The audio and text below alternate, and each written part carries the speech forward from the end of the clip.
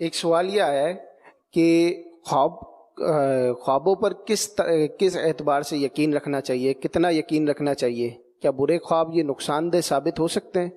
اور اسی طرح یہ آگے پوچھ رہے ہیں کہ میرے ساتھ اکثر ایسا ہوتا ہے کہ اگر میں کوئی خواب دیکھتا ہوں تو کچھ دنوں بعد وہ مجھے سچ ہوتا ہوا بھی نظر آتا ہے، تو اس بارے میں رہنمائی فرمائیں۔ خواب طرح طرح کے ہوتے ہیں، ان کے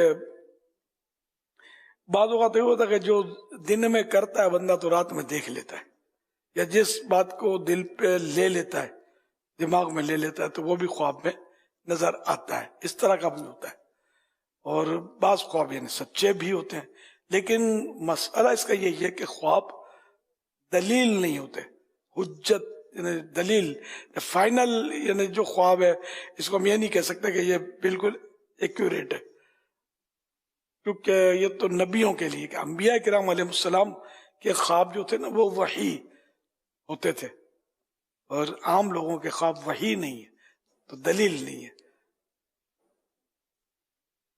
وہ ہو جاتا ہے جیسا دیکھتا ہے تو ٹھیک ہے، مطلب وہ ہونا اس بات کی بھی دلیل نہیں کہ ابھی آئندہ بھی خواب دیکھے گا ایسا ہی ہونا ہے۔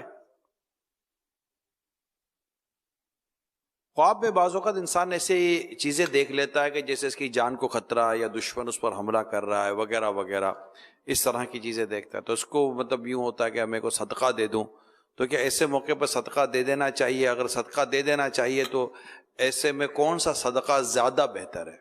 تو صدقہ تو دینا چاہیے اس سے موقع پر۔ جیسے سانپ نظر آیا تو یہ اس کی تعبیر بتائی جاتی ہے کہ یہ دشمن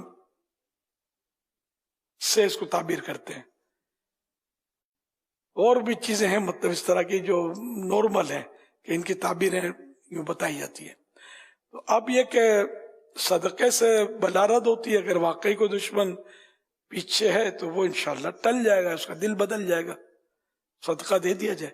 اب ویسے کون سا صدقہ جو جتنا خوش دلی سے دے اور اچھی مقدار میں دے تو انشاءاللہ اس کا فائدہ زیادہ ہوگا، دل بڑا کر کے دے۔ اور جان کا صدقہ دینا ہے تو اس میں بہتر یہ ہوتا ہے کہ کسی جانور کو ذبح کر کے غریبوں کو دے دے، غریبوں کو دینا اچھا ہوتا ہے صدقہ جو ہے۔ یہ صدقے کے لیے جو عموماً بکرے وغیرہ لیے جاتے ہیں، کیا ان کی بھی وہی شرائط ہیں جو کہ قربانی کے جانور کی ہوتی ہیں، یا کوئی اس طرح نارمل بھی چل جاتا ہے؟ نہیں، نفل صدقے میں ایسا کچھ نہیں ہے، جانور جو سا بھی ہو، مرغی کا بھی ہو جاتا ہے، نہ قربانی مرغی کی نہیں ہوتی۔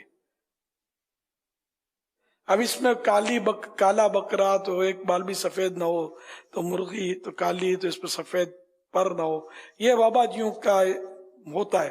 ہو سکتا ہے ان کے یہاں کوئی اس کا مطلب فائدہ نقصان ہوتا ہو، اس کے بارے میں کچھ کہا نہیں جا سکتا۔ یہ لوگ کہتے ہیں کالا جادو، تو میں نے کسی سے معلومات لی تھی تو کہتے ہیں جادو کا کوئی رنگ ہوتا نہیں ہے، پتہ نہیں کیوں کالا بولتے، تو کیوں جادو کو کالا کیوں بولتے ہیں؟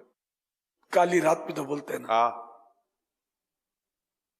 چھائی بدلی کالی ہے کیا ہوگا، سوتے رہی سونا جنگل رات اندھیر، جنگل رات اندھیری، تو یہ کالی رات تو اندھیرے سے اس کی تعبیر ہے۔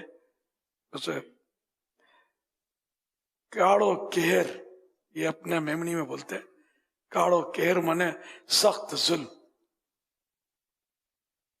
کالا قہر برسایا اس پر، یعنی کہ سخت ظلم کیا۔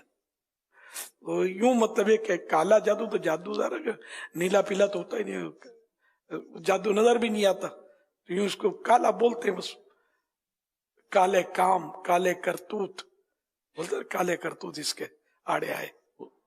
وہ تو تمام تر کئی ایسی چیزیں جو یہ کالی کالی ٹائپ کی جو باتیں کرتے ہیں کہ یہ کالا یوں ہو گیا کالا، تو اس کی کئیوں کے پیچھے ظلم چھپا ہوا ہوتا ہے۔ اچھا، ظلم کے بارے میں بتائیں، ایک عام آدمی کو بھی تصور ہوتا ہے کہ ظلم ہے، اور یہ میں کر رہا ہوں، یہ ناحق کر رہا ہوں، یہ غلط کر رہا ہوں، میرا حق نہیں ہے، کسی اور کا حق ہے، چاہے وہ یتیموں کے تعلق سے ہو، بیوہ کے تعلق سے ہو، بہنوں کے تعلق سے ہو، وراثت کے تعلق سے ہو، یا کسی اور حوالے سے ہو، آس پڑوس کے تعلق سے ہو، قبضوں کے تعلق سے ہو، تو ایک شخص کیوں ظلم پر اتنا مطلب کہ آمادہ ہو جاتا ہے، اور وہ ڈرتا نہیں ہے کہ یار یہ وہ اس کو سمجھ، ایسا تو نہیں ہر ایک کو سمجھ نہیں آتی کہ یہ ظلم میں نہیں کر رہا، تو کیا کوئی ظلم کو بھی اپنا حق سمجھتا ہے کہ کر تو ظلم رہا ہے، وہ کہتا ہے نہیں میرا حق ہے؟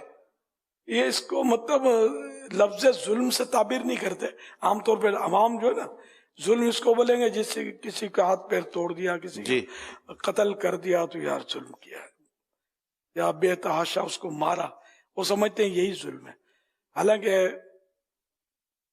کسی کو گالی دی، دل دکھا اس کا، ہے نا، دل دکھایا، یہ بھی ظلم ہے.